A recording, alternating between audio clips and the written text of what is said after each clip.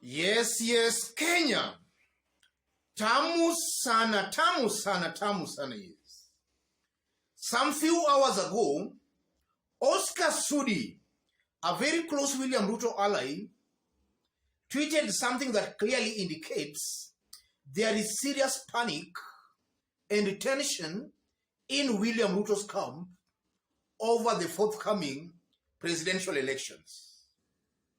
Oscar Sudi is trying to rope in the name of Mucheru into some alleged plans to rig this year's presidential elections. So in this video, I want us to have a look at the post, after which, as usual, I'm going to explain the cards being played here by William Ruto and his team. But before we do that, in case you are watching us for the very first time, subscribe, give this video a like. Yes. About 6 hours ago, Oscar Sudi, taking to his social media accounts, made a very long post. Oscar Sudi: the Hustler Nation is aware that deep state agents are working on an elaborate rigging scheme currently being deployed by various ICT experts under instructions of CS Mucheru. The plan involves sabotage of the internet exchange on election day and the use of various data centers to manipulate election results.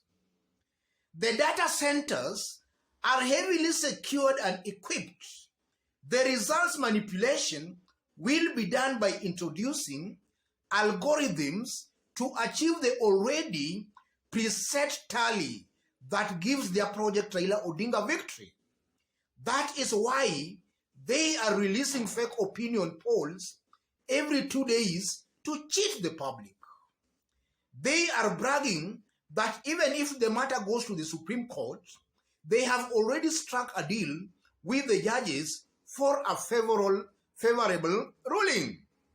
We encourage the Hustler Nation to be vigilant and share more information on the evil schemes. We will defeat them. We have Kenyans behind us. Freedom is coming. Yes. That's Oscar Sudi. And I honestly believe that that's not Oscar Sudi talking. That's William Ruto talking. Because Oscar Sudi has no such kind of a capacity to know what the government is actually planning. He's just a member of parliament. Yes. So that's most definitely William Ruto talking through Oscar Sudi. And they are roping in the name of Mucheru. That Mucheru is planning some algorithms that will favor Raila Odinga in the presidential elections. Yes. And actually from the tweet again, Oscar Sudi is also talking about the opinion polls. And even before we dig deep into the analysis, this is just an example of a confused team. A team that are still politically naive. They have not learned the ropes of Kenyan politics properly. William Ruto just some few days ago was actually tricked by Raila Odinga into endorsing and confirming his confidence and trust in IEBC. Just some few days ago, and they were all over actually just stamping and bragging on how they were going to beat Raila Odinga.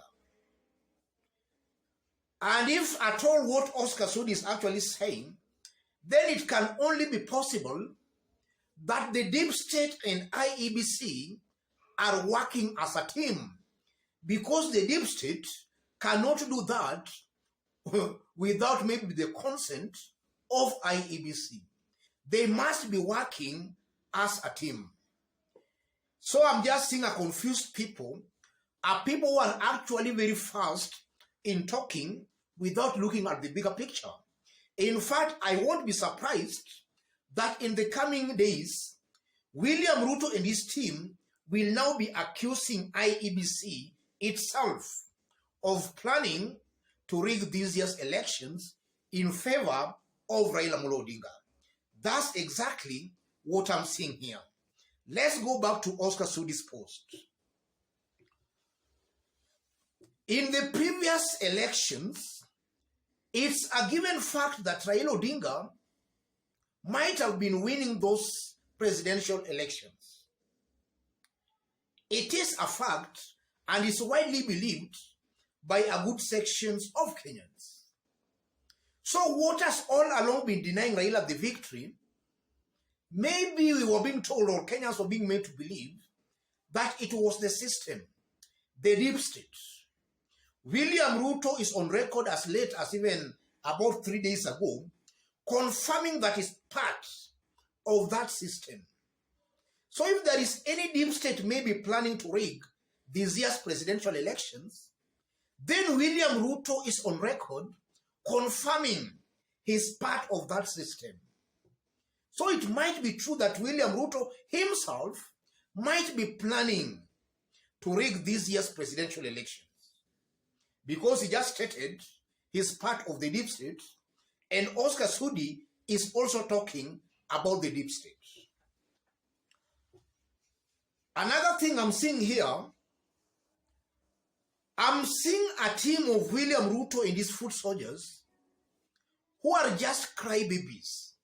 They don't want to accept the reality as it is, that they are staring at a looming defeat. In fact, let me state this. Earlier today, Tifa research firm released another opinion poll, a poll that indicated Raila has about 52%, William Ruto has 34%. That was today. So you can see clearly that as August election approaches, Raila is actually widening his lead over William Ruto. And even if we leave alone the opinion polls, even if you go to the ground, the people, look at the map of Kenya as it is. It's almost certain and clear, and this is the kind of analysis we do here. We don't massage people's egos here. We talk the truth as it is. Look at the map of Kenya as it is. It's almost certain that if votes will be counted, Raila will beat William Ruto in all regions except Kalenjin Rift Valley. That's a fact, ladies and gentlemen. The mountain is very slippery. In fact, the mountain is slippery. It can go any direction. And I'm saying that because I've also seen some opinion polls giving Raila a lead on the mountain. So the only sure place William Ruto can beat Raila is his Kalenjin Rift Valley. Raila will beat William Ruto in all regions of Kenya. And that's a confirmation enough that even without rigging, in a free and fair elections, it's Raila to beat, or rather to beat Ruto, or to win that election. So if there is any person who might actually be a beneficiary of rigging, that person, in my considered opinion, is just William Ruto. I honestly believe that all Raila wants is a free and fair election, because after all, he has the people. That's exactly what I'm seeing here, ladies and gentlemen. So the opinion polls might just be giving us the rough feeling of what Kenyans are feeling on the ground, and the same opinion polls some few months ago were indicating William Ruto on the lead.